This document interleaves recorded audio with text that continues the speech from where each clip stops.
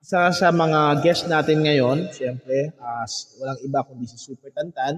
Pero bago yan, gusto namin i-offer to sa inyo itong awitin namin dalawa. Ay, sweet. Kasi meron kaming duet. Yan. Ang title nito ay Diyos ay Nandiyan.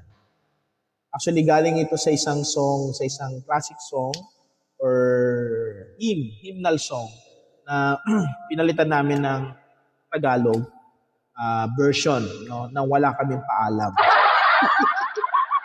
Kasi maganda yung version niya. Pero anyway, here's the song. The title of the song is Diyos ay Nandiyan. Alright, here we go.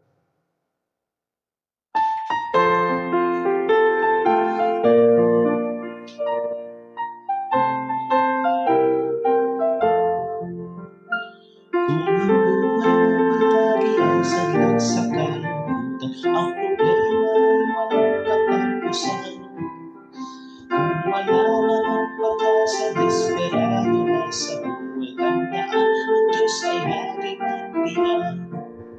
Sa umaga siya'y nandiyan, sa tawag siya'y Diyos ay nandiyan. Sa gabi siya ang iyong bantay, tandaan ang Diyos ay laging nandiyan. Laging nagkakahalaga ng sinabi niya sa buhay, kamatayan ay napagtagumpayan. Ginawa sa kasalanan ang buong sanlibutan, upang may buhay tayo na walang hanggan. Sa umaga siya'y Diyos ay nandiyan, sa tawag siya'y Diyos ay nandiyan. Sa gabi siya ang iyong bantay, tandaan ang Diyos ay laging nandiyan. Halika na o kaibigan, buksan na ang iyong puso, si Jesus kumakatok siya'y pagbuksan. Ang buhay mo ay iyong isuko sa kanyang kalooban, at may bagong buhay kang naghihintay. Sa umaga siya'y gawas ay nandiyan, sa tanghali siya'y pagkas ay nandiyan. Sa gabi siya ang iyong bantay, tandaan ang Diyos ay laging nandiyan. Sa umaga siya'y gawas ay nandiyan, sa tanghali siya'y pagkas ay nandiyan. Sa gabi siya ang iyong bantay, tandaan ang Diyos ay laging nandiyan. Tatandaan yan palagi. Alright. Ayan. Alright. So this time, tawagin ko na. Walang iba. Ang ating isa sa mga guest na nanggaling sa planetang ewan ko kung saan yung planeta to. Pero tawagin natin siya. Alright. Ready ka na, Super Tantan? Alright. Wala pong iba kundi si Super Tantan! Gusto kayo? Ayan. Oo. Kuya, saya-saya mo kuya. Bakit? Bakit ka masaya? Eh kasi mamaya, lalaban mo na kami eh. Ikaw din ba? Oo kuya, ang init ng panahon ngayon eh. Sa bagay, mainit ang panahon ngayon kaya kumbaga gusto mong mag-swimming. Oo kuya, huwag mo lalagay sa washing machine ah. Nang nakaraang taon, nilagay mo ako sa washing machine. Ang sakit eh. Hilong-hilo ka ba? Oo kuya, sakit ng ulo ko nun. Grabe kuya. Pero anyway, sige mamaya, ibababad ko lang kayo. Sabi nga ni Caro, yun yung request na kanina. Ibabad lang kayo. Oo kuya, tama yan kuya. Parang Oo kuya ka. Ganun lang kaya. ganun lang. Na parang sunbathing lang. Oo kuya, gusto ko ganun lang eh. Para tapos maligam-gam. Tapos konti lang yung sabon, walang sunrocks. Ang dami mong demanda, Super Tantan. Eh kasi once a year lang kuya eh. Kaamoy ko na yung alaga ni Jacob. Yung tupa. Okay. Saka ni David kuya, di ba shepherd sila? So ganun na yung amoy mo. Oo kuya, ganun yung amoy ko eh. Anyway, yan. So kanina, si Ka Rodney nagbigay siya ng ano, 'di ba sa segment niya sa RTV show, nagbibigay siya ng hindi pamahiin, ano ba? Ano, yung salawikain. Oo, kuya. Ano yung sinabi niya kanina? Ang ganda nung sinabi ni ni Ka Rodney, sabi niya doon na ano nga sabi niya? Oh, naku na. Aging. Ayan, aging. Kakasabi lang, nakalimutan na agad. Ano, ang sinabi ni Ka Rodney, yun nga, mahal na araw yun. Mahal na araw kasi mahal ang bayad. Tapos pinag-usapan namin, ganda nung mga insight kanina ni ni Ka Rodney. Ikaw ba, meron ka bang gustong sabihin? Kuya, nagjo-joke muna ako, kuya. Seryoso yung topic natin. Mahal na araw ngayon, magjo-joke ka, pambira ka naman. Nasa super tantan. Hindi, gusto ko lang mag-joke, kuya eh. Sige. Sige, ano yung joke mo? Kailangan nakakatawa yan, ha? Oo, sige. Pag hindi sila natawa, wala akong pake. Ang bira. Ganun lang yun. Sige, ano yung joke mo? Oh, sige kuya, joke ko ha. Anong tawag mo? Anong tawag sa hindi tao, hindi hayop, hindi bagay? Ano yon? Teka lang, dali Parang buktong yan Pero hindi tao, hindi hayop, hindi bagay. May ganun ba? Parang wala yatang ganun, super tantan. Meron ganun kuya, meron. Hindi tao, hindi hayop, hindi bagay. Ano yun? Hindi nga kuya, meron nga ganun eh. Sige, ano yun? Kailangan hindi doon kasi hindi yun, hindi siya tao, hindi siya hayop, hindi rin siya bagay.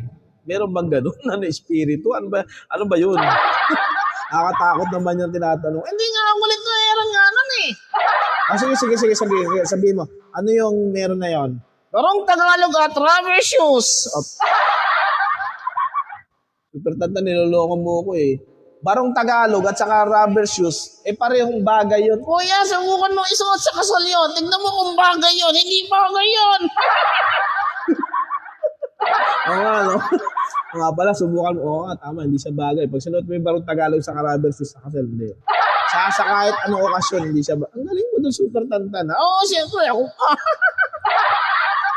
Sige, sana natawa sila, pambira. Pero, wala na, yun na yun, okay na. Meron pa, kuya. Sige, dami mong baon ngayon. Ano pa yung joke mo? Sige, ano yung joke mo? Sige kuya, anong tawag mo sa opinion at saka sa conclusion? Opinion at saka conclusion. Siyempre magkaiba yun. Yung opinion, yun yung sa tingin ko. Sa tingin ko, opinion ko yun eh. Yung conclusion, yun yung after na mangyari, therefore, ito yung conclusion ko. Usually yung conclusion, ginagamit niya pag may mga experiment eh. Mali ka doon kuya, hindi yan eh. Yun, yung opinion, parang sa tingin ko, ito yun. Ito yung tamang gawin. So sa tingin ko, opinion yun. Pero yung conclusion, pagkatapos yung gawin isang bagay, napatunayan ko, therefore, I conclude, ito yung conclusion ko na ito yun. Yun yung pagkakaiba. Mali ka doon kuya. Sige, anong mali doon? Paano naging mali yun? Oo, kasi ang totoong kahulugan nun kuya, ganito. Kapag opinion, pwede kang pumasok kasi opinion eh. Yung conclusion. Sarado yun kasi conclusion yun eh. Conclusion yun, hindi ka makakapasok. Puro kalokohan, super tantan eh. Anyway, ang point natin dito, super tantan, mahal na araw ngayon. Tama ba yung ginagawa natin? Nag-joke ka. Baka may ma-offend sa'yo dyan. Hindi naman eh. Totoo naman yung sinabi ko kuya eh. Hindi, pero yun nga. Sige, thank you sa joke mo. Pero dapat pagka mahal na araw, di ba dapat di tumatawa yung mga tao? Dapat seryoso lang tayo. Dapat malungkot tayo. Kasi nga sabi nila ngayon, patay daw si Jesus. Sabi sa tradisyon pero alam naman natin, hindi naman totoo yun, di ba? So dapat di tayo nagpapatawa. Dapat malungkot ka lang. Sa tingin mo, kaya kong gawin yan ha. Sa bagay. Wala sa personality natin yan kuya. Sa bagay, tama ka doon. So, sige. Sige, pero mag-share ka na lang kagaya ng ginawa na ni Ka Rodney kanina. Nag-share siya ng very inspiring pamahiin. Taglis Hindi nga pamahiin yan eh. Salaway ka ang kulit na eh. Salawikain, sorry. Magbigay ka na lang ng isang sample ng salawikain, no? Kagaya nung ginawa ni Rodney kanina. Sige kuya, totoo yan. Sikat na sikat tong verse na to eh. Pero kasi naniniwala ko, maraming tao, hindi alam yung ibig sabihin nito eh. Pero ka, baka mamaya may ma-offend sa'yo. Hindi, totoo lang. Memorize nila to, pero hindi nila alam yung ibig sabihin nila eh. Yung sinasabi sa Bible verse eh. Alam niyo po kasi, si Super Tantan, siya yung nagsishare naman. Kung si Rodney yung nagsishare ng mga salawikain, mga Pinoy proverbs, ito si Super Tantan, siya yung nagsishare ng Bible verse. So sige nga, ano yung Bible verse na gusto mo i-share ngayon?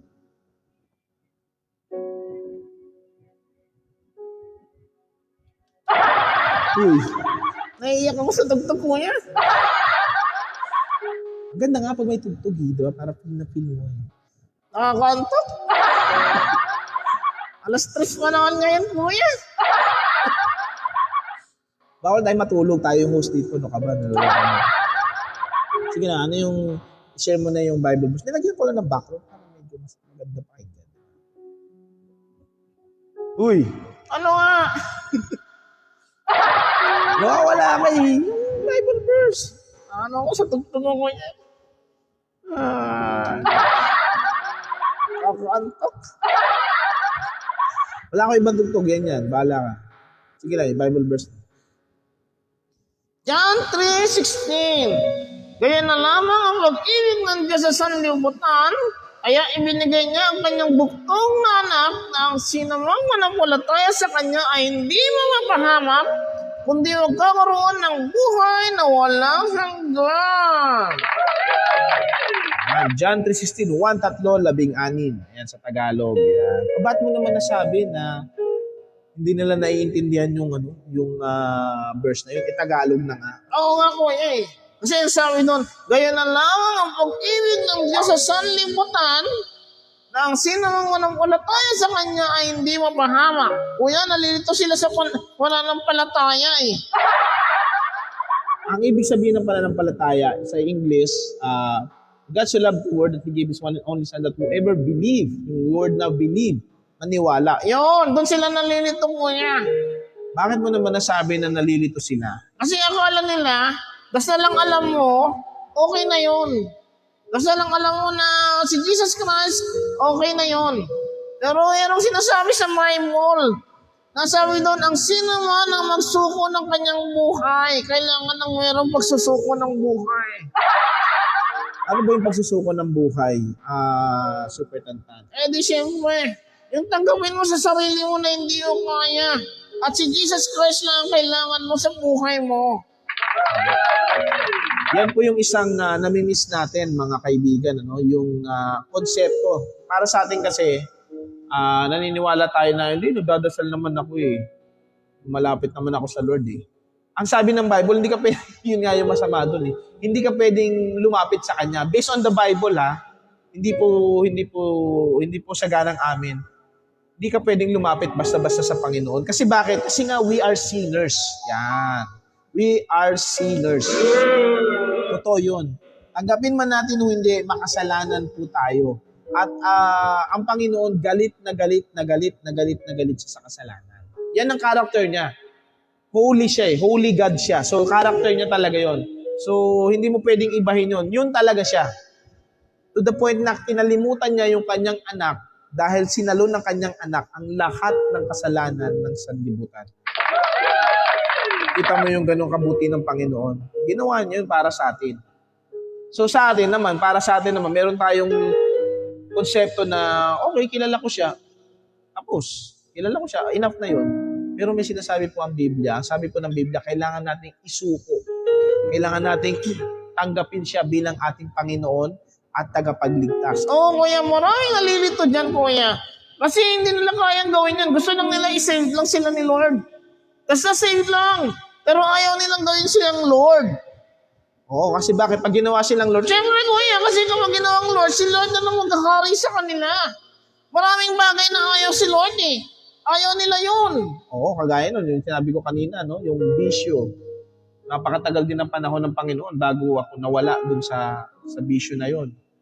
Pero hindi yun sa ganang akin lang dahil bukas din ako nakagawa ng mga ganito, din ako ninigarilyo, din ako alang, whatever, kung ano man.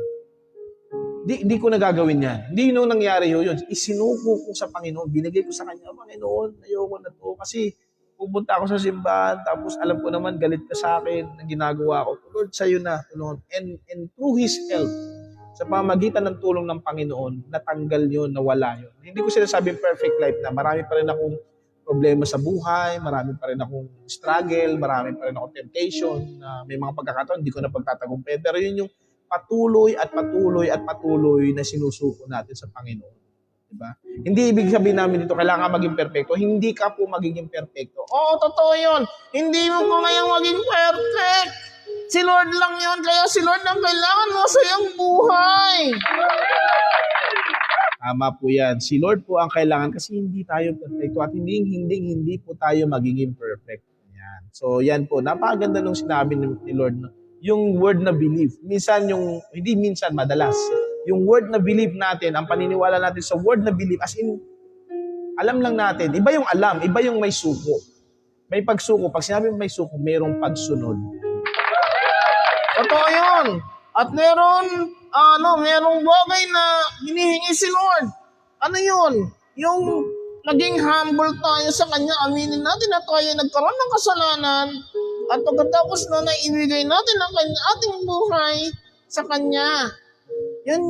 Hihilingin natin yung tulong ng Holy Spirit. Yun yung kasama natin ngayon eh. Oo, totoo yun. Tama yun sa Panginoon. Napakabuti ng Panginoon kung isipin mo yung Bible, Isipin mo yung Bible. Mula nung create niya ang mundo, sa time ng Old Testament na ang tao, nakakausap niya directly ang God sa pamamagitan ng mga prophet, Sa pamamagitan ng kanyang mga lingkod.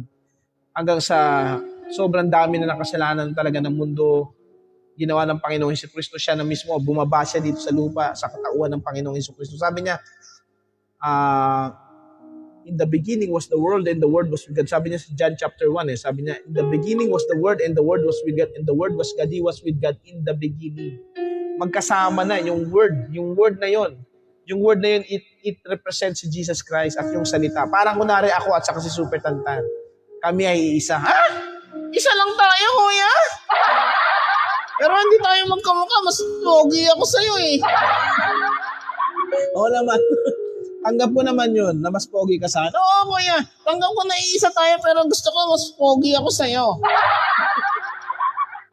Sige. Pahig ako doon. Diba? Iisa kami ni Super Tantan eh.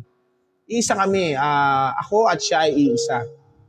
Sabi doon sa Bible, and the Word, yung salita, became flesh, naging human, naging tao. Oo nga, kuya. Ang galing talaga, no? Yan yung katibayan na si Lord, hindi niya tayo pinababayaan kasi mula doon sa dati, sa Old Testament, na siya ay isang Father God, naging tao siya. At bakit siya naging tao? Sa tingin nyo? Kasi gusto niya ipakita sa atin na kaya ko kayong maintindihan. Kasi ang sitwasyon, siya nag-create sa atin eh. Kinreate tayo ni God. Pero, hindi natin siya naiintindihan. Why? Kasi nga God siya, human tayo, we are so limited. So ang ginawa ni God, sige, magiging tao ako para sa'yo. Ang galing ni Jesus Christ, kuya. Astig! Astig si Jesus, no? Oo, kuya. At hindi lang yun. Merong role si Jesus Christ na pumunta siya dito eh. And that is to die for our sin. Para mamatay sa ating mga kasalanan. Yun yung isang importante na dapat nating maintindihan eh. Namatay siya. So, ibig sabihin, pinakita niya at nabuhay siya muli. No? Traditionally, bukas yun eh. No? Yung araw ng pagkabuhay. So, traditionally, pinaalala natin yung taon-taon na ang Panginoon pumunta sa lupa para mamatay sa kasalanan natin at nabuhay siya muli. Pinakita niya na sabi niya doon, kaya kong gawin na iligtas kayo mula sa inyong mga kasalanan at kaya kong gawin na bigyan kayo ng buhay na walang hanggan. Bakit? Kasi yung kamatayan na pagtagumpayan niya eh. Astig yan, kuya. Astig yun. Kasi sa totoo lang, naku, ang hirap maniwala kay Jesus kung hindi siya nabuhay muli. Sabi niya, di ba, nung kumakain sila, yung 12 disciples, yung Last Supper, sabi niya, in my Father's house are many rooms. I'm going there to prepare a place for you. And if I go and prepare a place for, I will come back. Sabi niya, I will come back. I will come back. Dawalik si Jesus Christ. And take you to be with me so that you will know where I am going. Alam mo kung saan ako pupunta, Babalik ako para makita mo kung saan ako pupunta. At nakita nga nila sa heaven. Umakyat si Jesus Christ from heaven. Kapatid, kaya malakas ang oras namin magdadaldal dito, magsasalita dito ng kung ano-anong bagay. Kasi nangyari kay Jesus Christ yun, napatunayan niya. At in fact, yung 12 disciples, they are willing to give their lives. In fact, these people just died. Dahil dun sa nakita nila for what they saw. Diba? Ikaw ba, sabi ko kanina sabi ko, hindi ka pwedeng magpakamatay o hayaan kunin yung buhay mo sa isang bagay na kasinungalingan. Kasi hindi ka papayag, mamamatay ako sa isang kasinungalingan. Hindi. But these people, itong mga witnesses na to, hindi lang sa 12, kundi yung mga believers pa nung araw na yon, they died for this Jesus Christ because they saw kung paano, they saw the empty tomb. Nakita nila talaga na nabuhay si Jesus Christ. Even Thomas, so sabi niya, tignan mo yung kamay ko, pasok mo dyan yung daliri mo. My Lord and my God! Yun ang sabi ni Thomas, kuya. O, diba? Hindi siya nagulat doon kasi nakita niya. And sa mga, hindi kasi natin ka-tradisyon, hindi pareho ng tradisyon ng mga Israelites, no? Iba yung tradisyon ng mga Pilipino. Pero sa kanila, sobrang bigat nung ano na yun. Kasi lahat ng mga bagay na hinula nung unang panahon na alam nila, nangyari sa panahon ni Jesucristo. Kaya nga, dapat nakaintindihan natin yun. Yung belief na hindi lang basta naniniwala, sige, alam ko na, okay na yun. Dapat meron tayong pagsuko. Dapat meron tayong surrender. Dapat meron tayong pagtanggap kay Jesus Christ as our Lord and Savior. Tama. Tama ka dun, Super Tantan. Hindi lang po enough na tayo ay nagdadasal naman ako, lumalapit naman ako sa kanya. Wala naman akong ginagawang masama. In fact, kahit wala tayong ginagawa, sabi nga namin, kahit wala kang ginawang masama, we are all bound to sin. We are all bound to hell. Lahat tayo ay makasalanan. Kasama ko ngayon. Oo, kasama ako. Ikaw kasama ka din. Hindi naman ako tao eh. Sige, ako na lang. Yan. So, lahat po tayo ay naging makasalanan. Maliwan ako sa akin. Kasi puppet ho ako eh. Puro kalukuhan, Super Tantan. Pero, kanina pa kami nagsasalita about Jesus Christ. Kanina pa namin sinasabi dito, wala na ako ng boses eh. Bakit namin ginagawa to? Because ikaw na nakikinig ngayon, kung hindi mo pa sinusurrender ng Panginoon, wala kang ibang kailangan sa mundong ito, kundi yung kaligtasan ng Panginoon. Huwag mong sayangin na yung oras na nakita mo to, napanood mo to, na parang wala lang. Kung gusto mong tanggapin ng Panginoong Jesucristo, kaibigan, pwede ka namin tulungan ni Super Tantans. Gawin mo lang panalangin tong idadasal namin. Gawin mo lang tong prayer na ikaw talagang gagawa, hindi kami. Kumbaga, babibigkasin na namin pero ariin mo to na prayer mo. Just a simple prayer. Sumunod ka sa akin. Panginoon, papasalamat po ako, Panginoon, sa pagkamatay mo sa krus ng Kalbaryo at sa pagkabuhay muli pagkatapos ng 3 araw. Tinatanggap ko at naniniwala ako, Panginoon, sa bagay na kaya mong gawin at ginawa mo para sa akin. Inaamin ko po na ako ay makasalanan. Inaamin ko po na ako po ay karapat-dapat na mapunta ng impyerno. Inaamin ko po, Panginoon, na wala po akong magagawa para iligtas ang aking sarili. Panginoon, sa napakinggan kong awitin, mensahe sa oras na ito, Panginoon, tinatanggap kita bilang aking Panginoon tagapagligtas. Samahan mo ko, Panginoon, pumasok ka sa aking puso at maghari sa buhay ko mula ngayon hanggang sa mga susunod na panahon. Papasukin mo po ko sa inyong kaharian, Panginoon, at hayaan mo, Panginoon, na maghari ang kalooban mo sa buhay ko. Bigyan mo ko ng desire na makilala pa kita sa pamamagitan ng iyong salita, ang Bible. Ayun po, salamat na angkin ko ang kasagutan mo sa aking panalangin ito. Sa pangalan ng iyong anak na si Jesus, na aking Panginoon tagapagligtas. Amen. Amen. Ayun, ganda naman ng prayer, kuya. Kung ginawa niyo yun at ginawa niyo sarili niyong panalangin, sabi ng Panginoon, to those who receive Him, to those who believe in His name, He gave the right to become children of God. Ayan. He gave the right to become children of God. To those who believe Him, to those who receive Him, Those who believe in His name, He gave the right to become children of God. Sabi nun, isa kang anak ng Diyos. Yun po yun yung guts natin. Yun yung guts natin na talagang, okay. I have assurance. Maaari mga kapatid, no? Lalo na, I'm talking to you right now, ikaw na ngayon mo lang sinuko yung buhay mo sa Panginoon. O kahit na sinuko mo na yung buhay mo sa Panginoon noon pa. Pero parang sa pagtagal ng panahon, dahil sa daming problema, sa dami ng mga surilanin, sa dami ng tukso, parang nag-fail tayo, nagkakaroon tayo ng problema. Minsan naisip mo, baka hindi na ako saved. Sabi ng Panginoon, manumbalik ka lang sa akin. Manumbalik ka sa akin dahil ikaw ay aking anak. Katulad ng prodigal son, di ba? Matapos niyang waldasin yung pera ng tatay niya. Mababasa niya yan. Tapos niya mawaldas yung pera ng tatay niya, nalaman niya na-realize niya yung kanyang kasalanan, anong ginawa niya? Bumalik siya sa kanyang ama. At malugod siya tinanggap uli ng tatay niya. At pinaghanda pa. Oo, kuya. Kainan uli yan, astig. Gutom ka na, no? Oo, kuya, nagutom na ako. Kanina mo tayo eh. So maraming po salamat at sana po ay na-bless kayo sa aming live streaming dito po sa Facebook, dito sa Tambayan ni Berto with Super Tantan and Karod. Ako ho yan si Super Tantan. At maraming salamat po sa inyong lahat. At tandaan niyo po lagi na mahal tayo ng Panginoon. Yan. Totoo yun, mahal na mahal po tayo ng Panginoon. Ano kung pinagdadaanan natin? Meron kang karamdaman, meron kang problema, wala kang financial, may problema ka sa relasyon.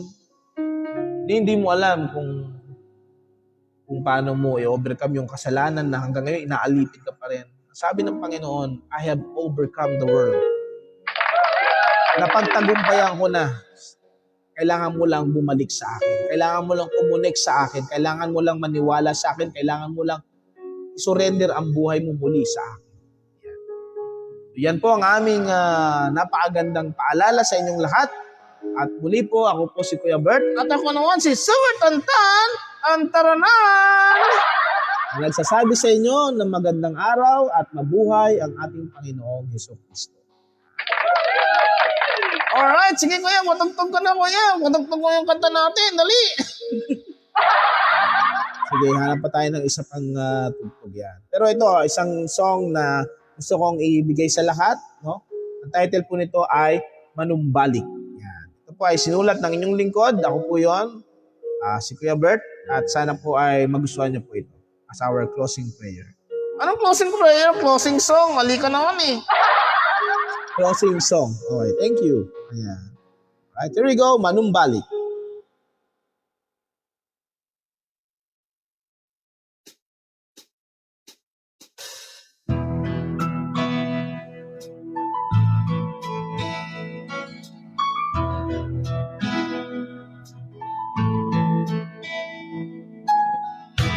Huwag mo sabihin, ikaw ay nasaktan sa iyong nakaraang tila ba lumaan. Huwag mong isipin, wala ng pag-asa na sa'yo'y naghihintay sa kinabukasan.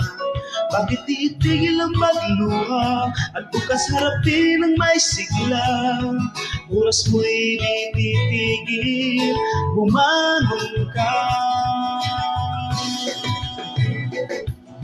Ako'y tanggapin at magtiwala, maging ang buhay ko nilaan sa'yo.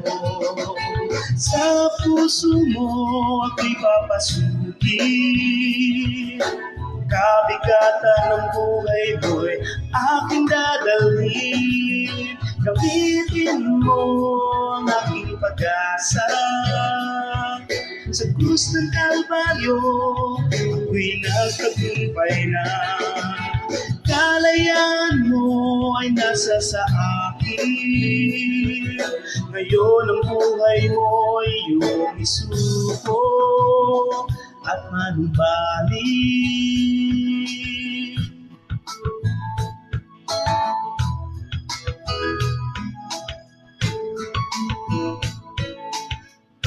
Huwag mong sayangin, hirap na buhay mo. Ako'y pumarito upang tubusin kasalanan mo. Ang bawat sugat ko ay para sa'yo. Hirap at kamatayan ang sa'yo dinanas ko. Sa kaharian ng aking ama, pangako ko ika'y sasama. Ngayon nilaan sa akin ang buhay mo. Ako'y tanggapin at magtiwala. Maging ang buhay ko, nilaan sa'yo. Sa puso mo ako'y papasukin.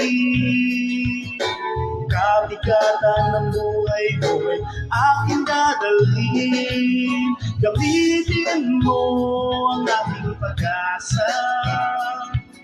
Sa krus ng Kalbaryo, ako'y nagtagumpay na. Kalayaan mo ay nasa sa akin. Ngayon ang buhay mo ay iyong isuko. Ako'y tanggapin at magtiwala. Maging ang buhay ko, nilaan sa'yo. Sa puso mo ako'y papasukin. Kabigatan ng buhay ko'y aking dadalhin. Gamitin mo ang aking pag-asa. Sa krus ng Kalbaryo, ako'y nagtagumpay na. Kalayaan mo ay nasa sa akin. Ngayon ang buhay mo'y iyong isuko at manumbalik sa akin at manumbalik sa akin.